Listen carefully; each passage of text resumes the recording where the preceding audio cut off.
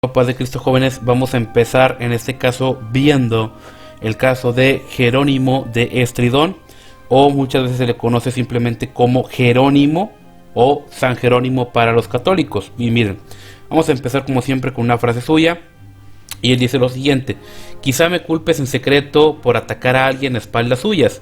Francamente confieso que me he dejado llevar, o que me dejo llevar de la indignación. No puedo escuchar pacientemente tales sacrilegios. Prácticamente vemos aquí como Jerónimo, él pues prácticamente hace una pequeña defensa acerca de su comportamiento, y es decir que Jerónimo era una persona muy conflictiva. Es decir, estuvimos aquí viendo en algunos casos algunos otros líderes, otros padres de la iglesia que pues realmente tenían una manera de ver las cosas pues muy templada, una manera pues tal vez un poquito más filosófica, más mansa. Bueno, Jerónimo no era así. Jerónimo era una persona muy emotiva, era una persona muy, ¿cómo llamarlo?, de pocas pulgas, si se podría llamar así.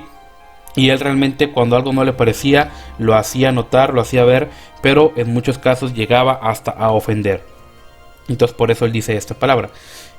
Siguiente, vamos a analizar un poquito lo que vendría siendo su contexto. Realmente a Jerónimo podría decirse que no se le conoce por una lucha, por así decirlo, contra, no sé, herejías o contra otros grupos, o contra el poder político, o contra la injusticia, como si se conoció a otros, como lo fue Ambrosio y demás. En este caso, él luchó contra el mundo, en muchos casos el mundo cristiano incluso también, pero pues sobre todo contra sí mismo. Luchó mucho contra sí mismo. Y de hecho, cuando analizamos un poquito la vida de Jerónimo, vemos que él no fue alguien dulce, apacible, humilde. No, fue una persona que en algunos casos se mostraba orgullosa, amarga, borrascosa, como lo dice por ahí el libro, orgullosa, soberbia. Él luchó siempre contra el tema de la soberbia. Era una persona que sí le gustaba mucho, o al menos daba esa impresión de que siempre quería hacerse notar y que él sabía más que los demás. De hecho, en cierta ocasión les dijo asnos de dos patas. Se peleó con Juan Crisóstomo, que vimos la semana pasada, con Ambrosio de Milán, con Basilio de Cesarea, que fue uno de los grandes capadocios, con Agustín de Hipona, que veremos ya presencialmente. Entonces pues sí, o sea, prácticamente podría decirse que él se peleó con mucha gente, y cualquiera que le criticaba, pues bueno, Jerónimo lo atacaba de una manera, desde mi punto de vista, hasta excesiva. Y bueno, Jerónimo nació allá en Italia. Justamente muchos dirían que Jerónimo nació viejo, y por eso él se consideraba incluso mayor que aquellos que lo precedieron, o de su época. Repito, a él le tocó la época de los gigantes, una época en la que hubo muchas personas pues muy importantes que pues al final de cuentas influyeron en la vida de la iglesia. Y aquí me gustaría hacer un comentario importante, y es de que muchas ocasiones la iglesia católica nos quiere hacer saber que los padres apostólicos, como lo fue Agustín, como lo fue Crisóstomo, como lo fue en este caso Jerónimo y muchos otros más, prácticamente como que todos ellos siguieron una misma línea. Es decir, como que todos pensaron lo mismo, como que todos eran parte de la misma institución o la misma organización. Y hasta cierto punto es cierto de que pues sí, todos eran parte de la iglesia, pero realmente yo creo que en lo único que estaban de acuerdo era en que no estaban de acuerdo en nada. O sea, tú ves a Jerónimo peleándose con Crisóstomo y con Agustín, y luego después ves tomando cosas de Agustín para el tema de los pelagianos, y luego ves a Crisóstomo con sus actitudes medio antisemitas, igual a Ambrosio. O sea, ves muchas contradicciones entre ellos. Realmente, repito, lo único que tenían en común era que no estaban de acuerdo en nada. O sea, lo único con lo que estaban de acuerdo. Ya después llega, por así decirlo, Tomás de Aquino. Y lo que hace Tomás de Aquino es de que hace la Suma Teológica, y justamente él trata de tomar, por así decirlo, todas estas corrientes y homologarla y hacerla dentro de uno mismo, ¿ok? O sea, de un todo, él hace uno, ¿ok? Es la tirada en este caso de Tomás de Aquino. Ya después tocaremos el tema de Aquino. Él se bautizó justamente Jerónimo ya por los 20 años aproximadamente. Él se dedicó mucho al tema de las letras, empezó a estudiar justamente a los autores paganos principalmente, pues eran los máximos referentes de la letra. y justamente el Oriente era superior a Occidente en ese tema. Digo, pues en sí los griegos como tal vienen de la parte oriental del imperio. Él pues va a Antioquía, se dedica a aprender griego y justamente ahí le pide a un judío converso que le enseñe el hebreo. Aquí fíjense, lo que me parece muy favorable es de que Jerónimo, pues muy probablemente él viniera de buena familia. Y pues muy probablemente también tuviera alguna especie de herencia, porque si se fijan, oye, pues no trabajabas, o sea, él él no trabajó, o sea, se dedicó a estudiar, a aprender, a escribir y demás, pero realmente él no trabajó pues en nada, como sí lo hicieron muchos otros, o incluso como lo vendría haciendo los monjes del desierto. Muchos de ellos trabajaban haciendo canastas y viendo la manera en cómo poder sobrevivir. Jerónimo al parecer no, al parecer venía de buena familia, pero repito, estamos suponiendo, y yo creo que es lo más lógico que él hubiera venido de buena familia, porque pues realmente nunca se dedicó a trabajar como tal.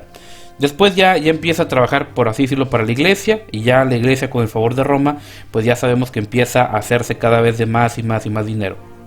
Bueno, continuamos. Justamente Jerónimo tenía una obsesión, tenía algunos problemas por ahí Jerónimo. Es decir, él tenía tentaciones tanto intelectuales como físicas, ¿ok? Y fíjense, justamente Jerónimo, pues él se ve en la necesidad, o como ya lo habíamos platicado, si tú querías sentirte santo, por así decirlo, si tú querías sentirte mejor, si tú querías luchar contra tus placeres, contra tus deseos, pues lo ideal era que te fueras al desierto. Ese era como que el objetivo, o esa era la intención, de que bueno, tú quieres vencer tus cuestiones, ¿cómo llamarlo? ¿Quieres vencer tus deseos carnales? Bueno, vete al desierto, conviértete en un monje del desierto y así lo vas a poder vencer. Desgraciadamente esto pues no siempre trajo buenos resultados, y ya lo platicamos, así que no vamos a repetirlo.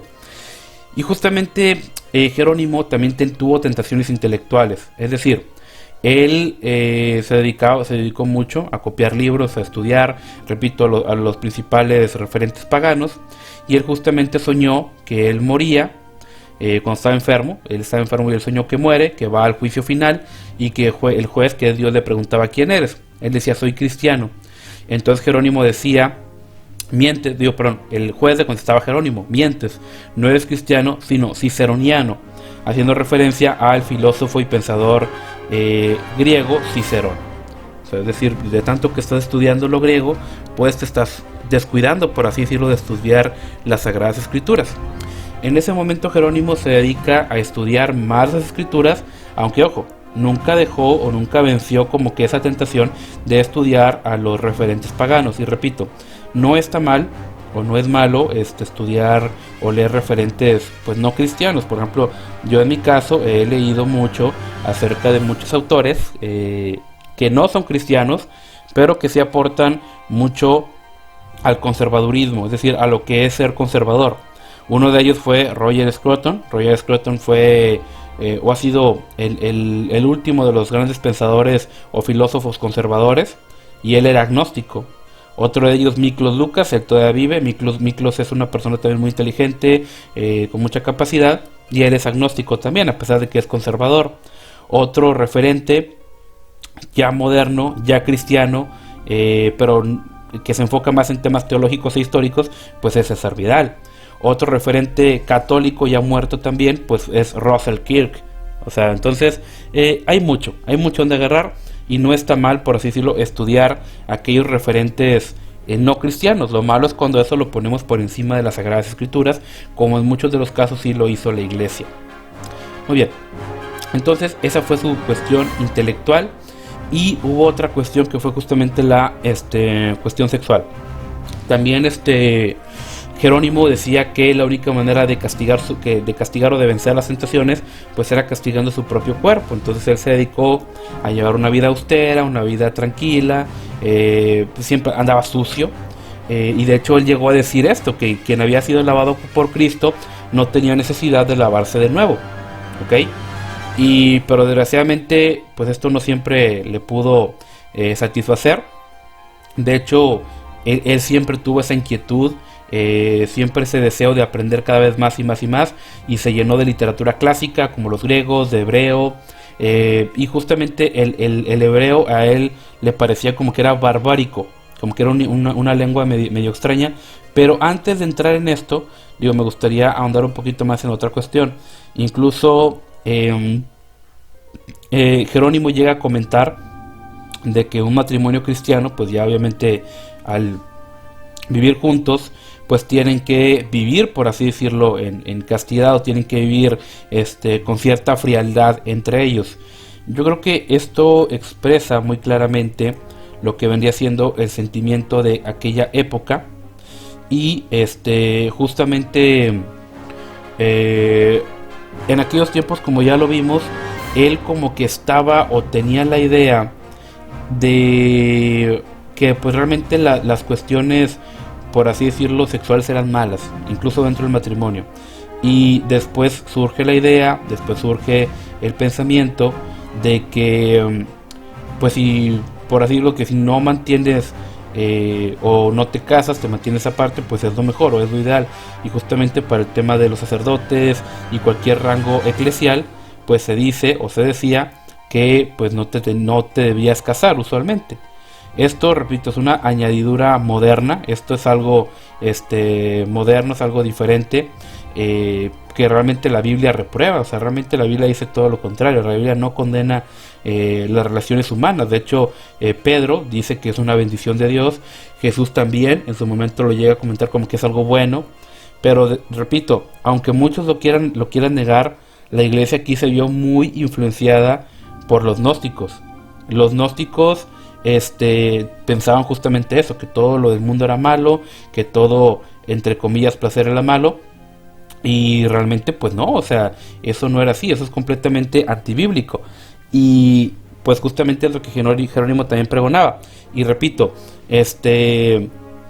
esta parte pues realmente tardaron años, no fue hasta Martín Lutero que esto ya se vino a reivindicar, que realmente no fue hasta la Reforma que la mujer se vino a reivindicar, porque antes de esto, todo ese tema de que las quemas de brujas y todo ese tema y demás, pues realmente era porque la cosmovisión católica veía a la mujer como que un estorbo. O sea, decía, bueno, la mujer es un instrumento para pecar, es un instrumento que usa el diablo para tentarte, y en muchos de los casos la veían como que algo malo. Y repito, no fue hasta la Reforma, concretamente ya con Martín Lutero y otros más, que pues realmente esto no vino a cambiar y volvió a darle o a dignificar a la mujer. ¿Ok? Me parece muy importante incluso que discutamos esta cuestión. Entonces llega el punto de ya en el cual Jerónimo, pues él relata, como lo vimos en su momento, la historia de Pablo el ermitaño. Y también Jerónimo vuelve a la civilización en su momento. Él vuelve a Roma. Bueno, de hecho fue ordenado presbítero en su momento. Estuvo en Constantinopla un tiempo. Y después fue a Roma y es bajo por así decirlo, bajo el patrocinio del obispo Damaso. Porque ojo, la Iglesia Católica a todos los obispos de Roma los quiere hacer papas. Aunque históricamente pues no siempre el obispo de Roma tenía más poder. De hecho, hasta es algo cuestionable que Pedro estuviera en Roma. Ya hablamos en su momento de que por así decirlo, había una tradición, una leyenda de que Pedro va a Roma y que lo crucifican al revés, pero es una leyenda, o sea, es una leyenda, no es algo muy históricamente comprobado, porque realmente Pedro fue el apóstol a los de la circuncisión, a los judíos. Entonces está un poquito muy extraño esa parte. De hecho, hay quien dice que se encontró la tumba de Pedro en Jerusalén, pero eso ha sido silenciado para no mover ahí dogmas católicos.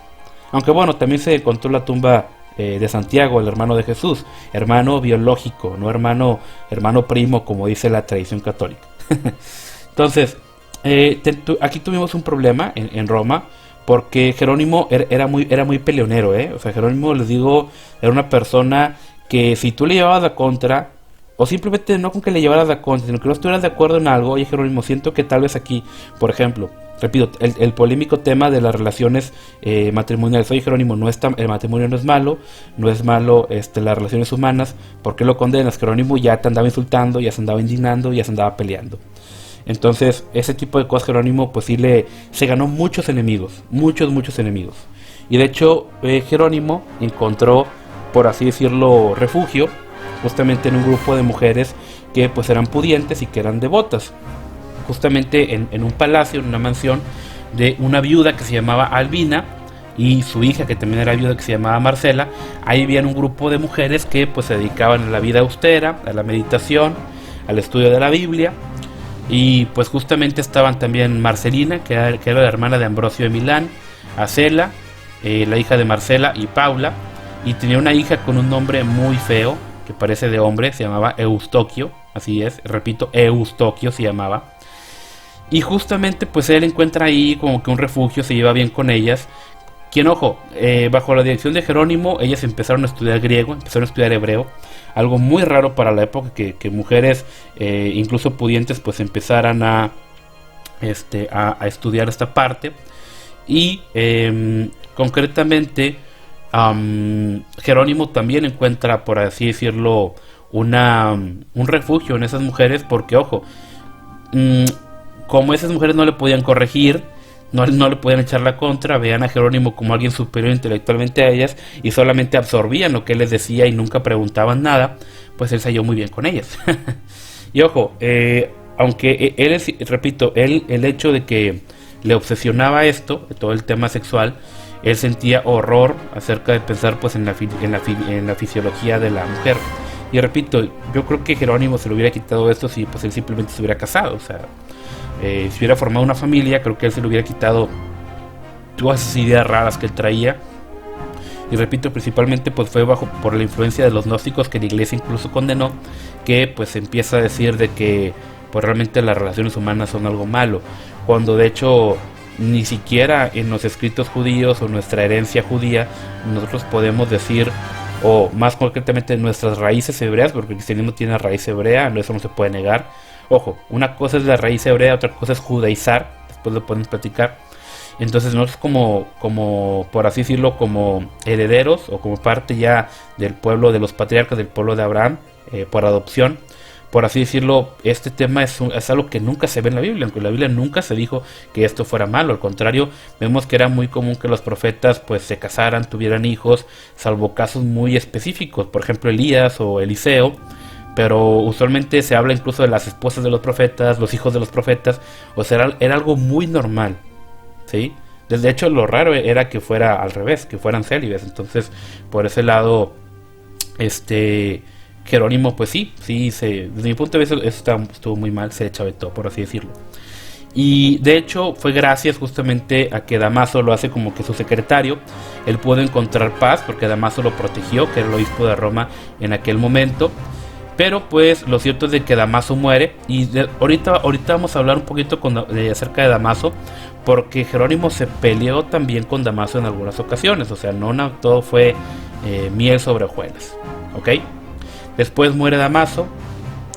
Basilia, que era una de las hijas de Paula, murió.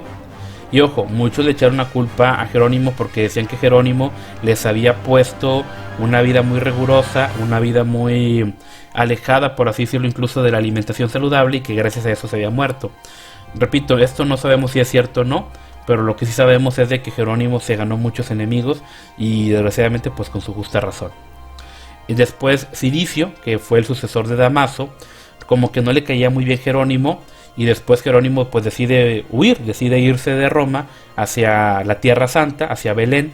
Y justamente pues él diría o expresaría que él prácticamente se sintió como si estuviera viajando de Babilonia a Jerusalén. Babilonia representaba el pecado y Jerusalén representaba la santidad. Y después pues Paula y su hija Eustoquio, repito, qué nombre tan extraño, pero si alguno le quiere poner a su hija Eustoquio, pues bueno, échenle ganitas. Y justamente en este momento pues van después de Egipto, se separan. Lo que venía siendo Jerónimo pues va a las escuelas de Alejandría y pues termina, por así decirlo, en Belén junto con Paula. Paula también era rica, entonces ellos fundan como que, por así decirlo, un monasterio, uno para hombres bajo Jerónimo y otro para mujeres bajo Paula. y justamente ahí es cuando él se dedica a estudiar más detalladamente el hebreo para traducir la Biblia, y empieza a enseñarle latín a los niños de la localidad, y el griego y el hebreo a las monjas que estaban, o sí, pues prácticamente a las monjas que vivían con Paula. Y justamente después Jerónimo, pues ahora sí que se dedica a traducir la Biblia al latín. Ojo, en esa época sí había más traducciones, y justamente se piensa en traducir la Biblia al latín porque pues principalmente ya mucha gente dejaba de hablar el griego. ¿Se acuerdan que cuando empezamos pues hablamos principalmente de que el griego era como que la lengua madre, por así decirlo? El griego era como que la lengua universal, era el inglés en el tiempo de Jesús, sobre todo el griego koiné, que era un griego que fue traído por Alejandro Magno, un griego muy simple, un griego muy muy diseñado para la gente común. Y estaba el otro griego ya más filosófico. Ojo, no que tuviera letras diferentes, sino que era un poquito más elaborado, el griego tradicional o el griego clásico. Y justamente ya en ese tiempo ya el latín empieza a impactar más, que ya el latín empieza a superar al griego y ya se empieza a implantar en diferentes partes ya del Imperio Romano. Y en este punto pues ya se ve en la necesidad pues de tener una traducción pues para la gente común, ¿ok? Y ojo, repito, ya había otras traducciones que partían de la Septuaginta, ya en su momento hablamos de la Septuaginta, y habría también justamente una traducción del Antiguo Testamento del hebreo al griego. Entonces pues era necesaria una traducción directamente del hebreo. ¿Por qué? Porque a partir de la Septuaginta se habían copiado, por así decirlo, toda la escritura, o se daba por canon todo el Antiguo Testamento.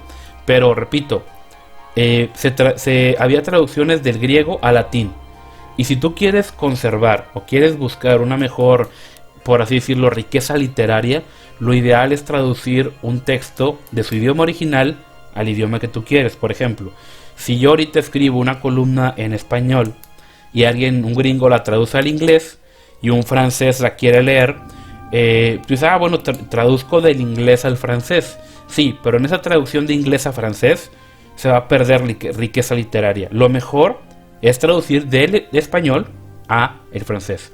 Entonces repito, en ese tiempo había traducciones de griego a latín, pero lo ideal era hacer una traducción de hebreo a latín, más directa.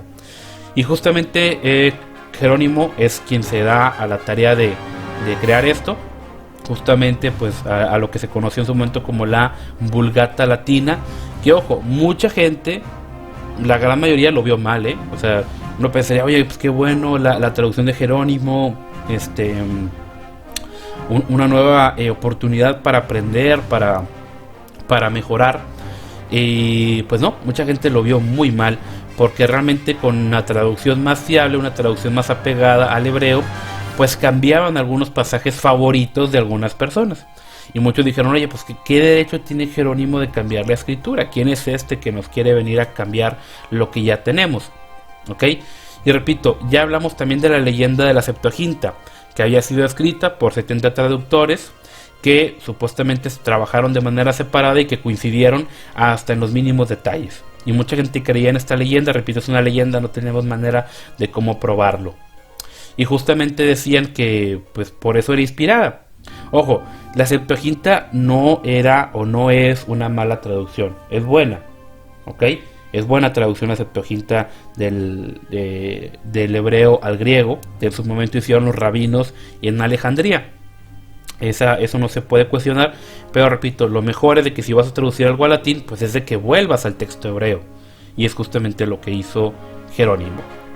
De hecho, Agustín escribió, San Agustín de Hipona, le escribe a Jerónimo, le dijo: te ruego que no dediques tus esfuerzos a traducir al latín los sagrados libros, a menos que sigas el método que seguiste antes en tu versión del libro de Job, es decir, añadiendo notas que muestren claramente en qué puntos difiere esta versión tuya de la Septuaginta, cuya autoridad no conoce igual.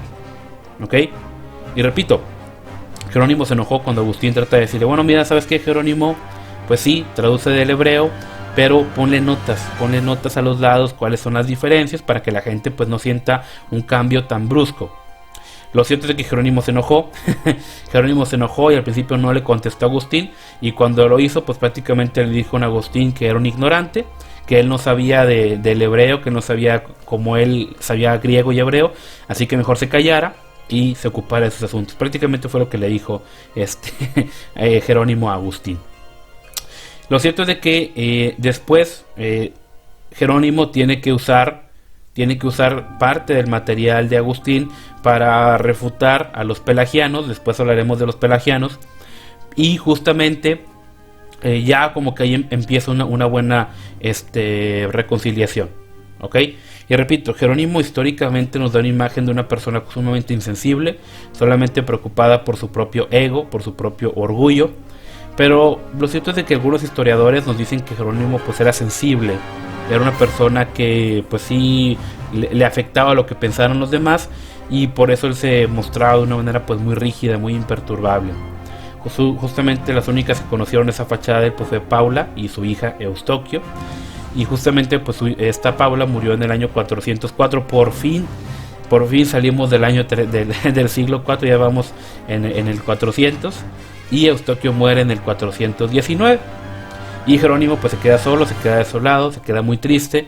Y justamente el 24 de agosto del año 410 Roma es saqueada, es tomada por los godos bajo el mando de Alárico.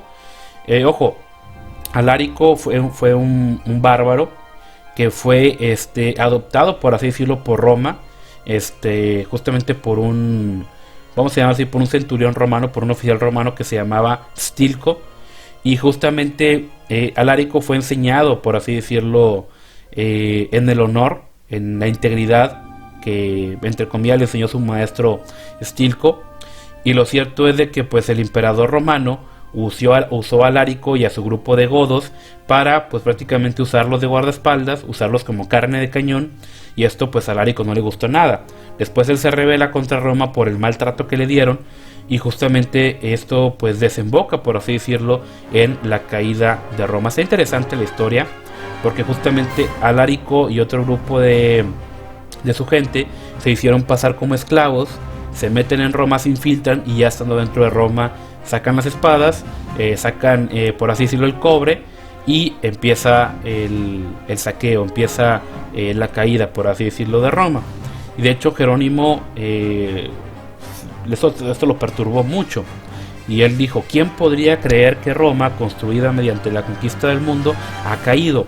Que la madre de muchas naciones se ha vuelto a su tumba. Mis ojos se oscurecen a causa de mi edad, y con la luz que tengo por las noches no puedo leer los libros en hebreo, que hasta de día me son difíciles de leer a causa de lo pequeñas que son las letras.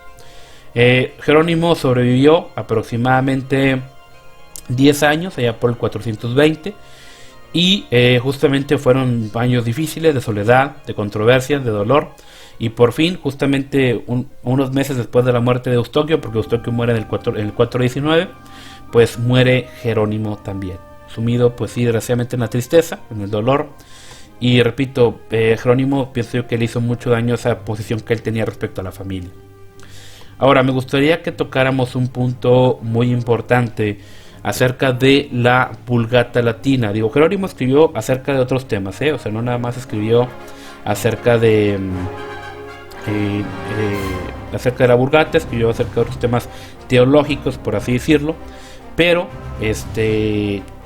yo me quiero enfocar en la Vulgata porque creo que es lo más importante o es lo más relevante acerca de esto. Para empezar, cuando Jerónimo empieza a traducir el Antiguo Testamento, él lo hace apoyándose en rabinos, en expertos del hebreo. Repito, cuando tú vas a buscar una traducción, cuando tú vas a cuando tú vas a sumergirte en el estudio de un idioma, de una cultura, oye, pues vas a buscar a la gente que sabe. ¿Y quién mejor que un rabino que conoce la cultura, conoce el idioma, es un experto del hebreo? Para, digo, obviamente dentro de los rabinos hay jerarquías, pero quién mejor que ellos para pues tomar ese tema. Es decir, si tú quieres hablar con un experto de China, aunque haya gente que sepa mucho de China y sean alemanes, franceses, ingleses, gringos, ¿con quién te vas a ir? Lo ideal es de que te vayas con un chino que conoce la cultura, que vivió la cultura y sabe todo.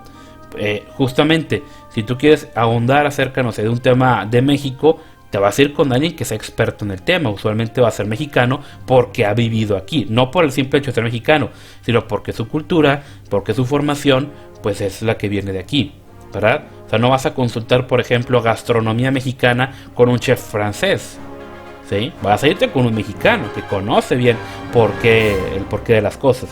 Bueno, justamente es lo que hizo Jerónimo. Jerónimo fue con los expertos, con los rabinos, ¿sí? Entonces él toma justamente esto. Y ojo, ¿por qué les comento esto? ¿Por qué hago este comentario? Porque justamente fue el Papa Dámaso quien le dice a Jerónimo que incluya los libros apócrifos. Ya hablábamos en su momento de los libros apócrifos. Jerónimo se negó. Dijo, no, yo no voy a incluir los libros apócrifos en la Vulgata Latina. Al final de cuentas, Dámaso le dijo, pues, está bien, no pasa nada. Pero pues lo que hizo en este momento fue que justamente pues Dámaso le habla a otros de sus traductores, por así decirlo. Y pues lo que hace Dámaso es de que dice, bueno, Jerónimo dice que no me va a ayudar al tema de meter los libros apócrifos aquí a la Vulgata. Bueno, háganlo ustedes. Y otros sí lo hicieron, ¿ok? Justamente les voy a decir por qué. Primeramente, el concilio de Yamnia, que fue un concilio completamente judío, un concilio de la crema innata en su momento de los fariseos, de lo mejor de la erudición judía. En Yamnia reprobaron los libros apócrifos, ¿ok? O los libros que la Iglesia Católica les conoce como deuterocanónicos, ¿ok? Y justamente los reprobaron porque eran material, pues que realmente, ojo, fueron escritos en los 400 años de silencio, por así decirlo, un punto muy importante. Y otra cosa también es de que esos libros tienen muchas contradicciones y son libros que incluso son contrarios a el tema o el punto histórico. Por ejemplo, los judíos tienen otros libros, como lo es el Talmud, como tienen también lo que es la Halajá, la Hadá, la Cábala. ¿Qué más tienen? Bueno, la Mishnah, la Gemara, tienen otros libros, pero son libros que son comentarios bíblicos. No digo que estén bien, de hecho el Talmud tiene muchas cosas que son muy contradictorias también, pero entre comillas todo se basa en la Tanaj, que es el Antiguo Testamento, que es la Torá, los Nevi'im y los Ketuvim.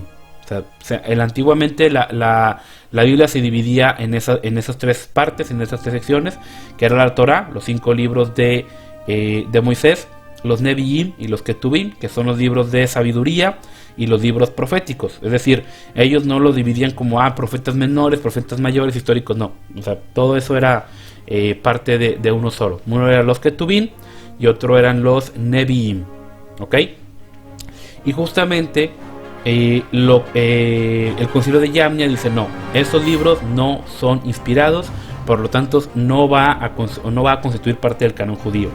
Nuestra Biblia, nuestra poderosísima Reina Valera y otras Biblias más, como lo es, bueno, ya incluso en la NBI ya andan queriendo meter libros apócrifos, pero al menos antes no. Biblia de las Américas, Biblia textual, son Biblias que son el Antiguo Testamento, es exactamente el mismo que el canon judío, el Tanaj judío, ¿ok? Entonces cualquiera que nos venga a decir, no, es que les faltan libros. ¿Cuál faltan libros? Incluso los judíos en el concilio de Yamnia en el siglo I declararon que esos libros no eran válidos, ¿ok? Desgraciadamente los apócrifos fueron añadidos posteriores y les quiero explicar un poquito qué es apócrifo. Apócrifo, entre comillas, significa desconocido, es decir, porque fueron libros que sí tienen nombres, en algunos casos de personajes, pero realmente no sabemos que no fueron esas personas quienes los escribieron. Por ejemplo, les voy a dar rapidísimo, una pincelada acerca de los libros apócrifos. Tobías, el libro católico vamos a llamarlo así, católico de Tobías, es un libro que hasta los historiadores católicos lo niegan, ¿sí? Tú hablas con un historiador católico y le dices, oye, te va a decir, el libro de Tobías es una falsa, ¿sí? Es una fábula, es una fantasía. De hecho tiene enseñanzas paganas, ¿eh? Si ustedes lo checan, por ejemplo, habla de colocar pan encima de las tumbas de los justos, habla de que se puede ahuyentar espíritus malos poniendo o quemando hígados de pescado. Entonces es una completa, vaya, es un material completamente fuera de sí. Y de hecho tiene el libro, tiene un nombre de Tobías, pero ni siquiera sabemos quién lo escribió. Judith es un libro supuestamente histórico que no refleja la realidad histórica como sí lo hacen otros libros, como lo hace Daniel, como lo hace Isaías, como lo hace incluso Moisés. Presenta contradicciones históricas muy marcadas. Ahora, además hay cosas que la moral cristiana no justifica, como el asesinato, fornicación y otros elementos ahí medio ambiguos que trata de justificar el libro de Judith. Y justamente habla acerca del año 12 del reinado de Nabucodonosor y se le llama rey de los asirios y rey de Nínive. Pero lo cierto es de que Nabucodonosor era caldeo y la capital de su reino siempre fue Babilonia. No confundan los caldeos con los asirios, ¿sí? Nínive estaba al occidente de Babilonia, ¿ok? Babilonia estaba al oriente, más cercana al río Éufrates, ¿ok? Por lo tanto, es una completa contradicción que Nabucodonosor fuera rey de un reino pues ya caído como lo fue el reino de los asirios. Y justamente el libro de sabiduría es un libro que fue escrito allá por el 40 supuestamente antes de Cristo, muy lejos de Salomón, y pues que pretende orientar a los judíos del siglo I, por así, no, perdón, 40 después de Cristo, no es 40C, 40 DC, y que pretende orientar a los judíos del siglo I. Muchos dicen, no, es que el libro de sabiduría es un escrito de Salomón. No es cierto, hay más de 500 años de diferencia de Salomón, no, de hecho, como 700 años de diferencia de Salomón. No tiene sentido. Y sabemos que es un libro que viene del siglo I. Otro, el libro eclesiástico. El libro eclesiástico, por así decirlo, fue escrito ya por el año 136 a.C. por un tal Jesús o Josué. Y justamente este libro algunos lo consideran que es el mejor de los apócrifos, pero no es inspirado, ¿ok?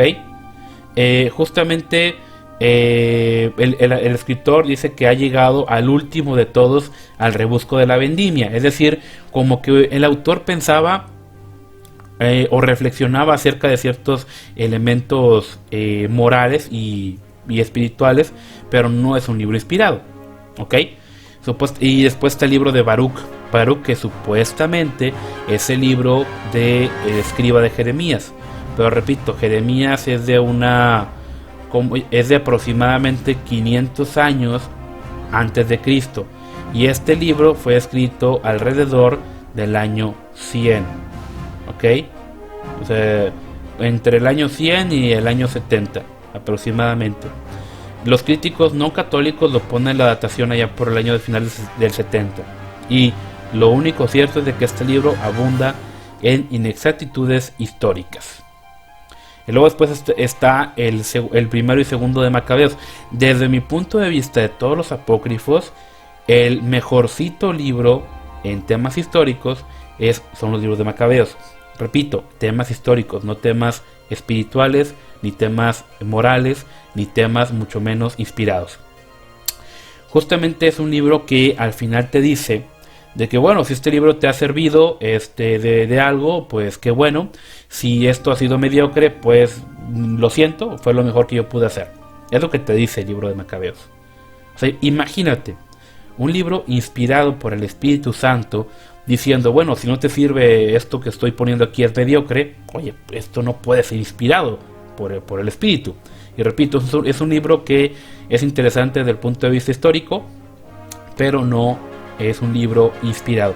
Y esto cualquier historiador católico te lo reconoce. ¿Ok? Cualquiera. Y bueno, ya entramos en el tema de la Vulgata. En el tema de la Vulgata, ojo, antes de la Vulgata hubo muchos otros cánones que la iglesia tenía ahí más o menos identificados. En el canon del año 177 no aparecen, en el de Orígenes del año 230 no aparecen, en el de Atanasio del año 326 tampoco aparecen, en el de Cirilo del 398 tampoco aparecen, en el Concilio de la Odisea tampoco aparecen. Y ojo, De hecho, los prohíbe el Concilio de la Odisea.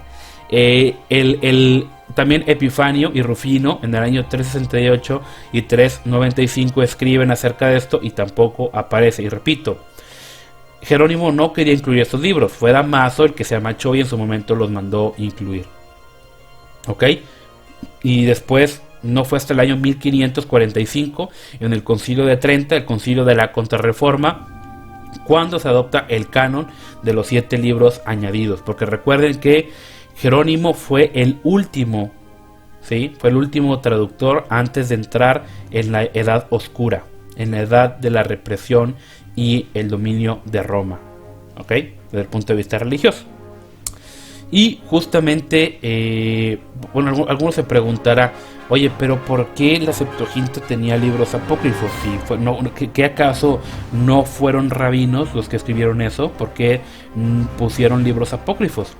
Lo cierto es de que los libros apócrifos fueron escritos para un rey pagano, en este caso de la dinastía de los Ptolomeos, y justamente eso, los reyes Ptolomeos tenían una obsesión porque en la biblioteca de Alejandría, una biblioteca muy famosa, tuviera copias de todos los libros que había en el mundo.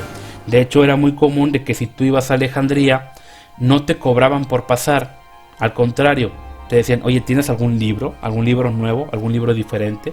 Y ese era como que el atractivo de Alejandría, su biblioteca. También era muy común que en aquellos tiempos, si tú llevabas un libro extraño, un libro nuevo, te lo quitaban, lo copiaban, en su momento te podían pagar por él. O sea, también no era que, ¿cómo decirlo? No era que te lo confiscaran, sí te lo pagaban, pero pues tenías que esperar, ¿verdad? Que lo acabaran de copiar. Si tú sabes que no me quiero esperar a que lo acaben de copiar, denme dinero, te daban el dinero, no pasa nada. Entonces los rabinos incluyen 15 libros apócrifos, no porque los consideraran canon, sino porque en la Septuaginta había que darle un contexto griego, y esos libros justamente pues te daba como que un contexto un poquito mejor de todo lo que pretendía escribir o lo que pretendía decir la Septuaginta. Entonces pusieron 15 libros apócrifos, no porque fueran inspirados, sino para que el rey pagano de la dinastía de Ptolomeo entendiera mejor a qué se referían como contexto. Como nosotros ahorita en las Biblias tenemos mapas, tenemos concordancias, tenemos a veces comentarios bíblicos, a veces tenemos diagramas, tablas de pesos y medidas. No estoy diciendo que los comentarios que hay ahí sean comentarios canónicos o que sean inspirados. Simplemente es un comentario, o simplemente te dicen, esta Biblia tiene una historia de esto. O por ejemplo nuestra Biblia, la Biblia conmemorativa de la Iglesia Apostólica, tiene la historia de la Iglesia, tiene fotos de los obispos, del obispo presidente, y eso no es inspirado. Es un comentario, es algo que se añade nada más para darle contexto o nada más para darle cierta identidad a la Biblia. Pero el canon ese se mantiene igual. Lo mismo hicieron en su momento los rabinos, que añadieron libros apócrifos para que el rey pagano, que él no conocía la cultura judía, pues entendiera un poquito mejor algunos temas, algunos puntos. Pero en ningún momento se consideró algo inspirado. ¿Ok? Y justamente así es como viene la Vulgata Latina. Y ojo, repito, la Vulgata Latina no es el único texto que tenemos. Tenemos casi 5000 textos, fragmentos del Antiguo Testamento, del Nuevo Testamento, en griego, en siriaco, en copto, en latín obviamente, y en muchas otras lenguas más. ¿Ok? Bueno, hasta aquí vamos a dejar esta parte. Si entramos en el tema de la crítica textual y en el tema de los códices o las familias de códices, está el códice, pero una familia de los códices bizantinos, los alejandrinos, los occidentales y demás. Ya en su momento después los podemos tocar, pero por ahora así lo vamos a dejar. Simplemente les comento esto para que se queden tranquilos, para que se queden felices de que el canon que tenemos es el canon oficial, es el canon bueno, es el canon inspirado, que incluso Jerónimo defendió, que los judíos defendieron en su momento y siguen defendiendo hasta la fecha. Y no los 7 libros adicionales que Roma nos quiere meter casi que a la fuerza. Bueno, hasta aquí vamos a dejar esta clase. Ya si quieren algún tema que discutir, lo veremos ya en la clase de las 5. Dios los bendiga.